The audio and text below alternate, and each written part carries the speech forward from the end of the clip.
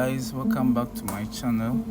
Today we'll fix a quick problem where the second hard drive is not showing. So we will go Ctrl E to open the file folder, and then we'll press on the name, and then we go to show more and then manage, and then we'll open the disk management section to see whether the drive is showing or not. So if you still cannot find the drive there, it means that there is something wrong. So from there you will have to quickly go check from F2 settings. So when you're on in the laptop, you press F2 and then it will enter the BIOS environment, and then in the setup action you check whether the second hard drive is turned on or off. So if it is off, you put it on and then it will show. Then you reboot the PC and see if the second hard drive is showing up.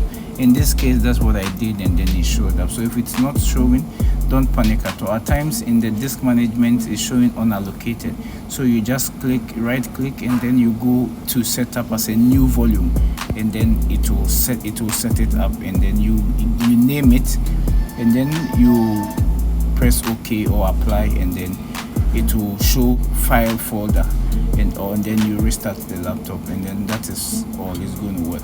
So don't panic when your hard drive is not showing. Just apply these few steps and then you are good to go, and everything will be good. Even if it's a new or old hard drive, it's still going to show up. So thank you for coming by my channel. I want you to subscribe and then hit the like button on this video, and share the video to your friends and family and tell them about this channel. There will be more how-to videos. There will also be reviews on more products and then softwares, updates, and then new tech and a lot of things. So stay tuned.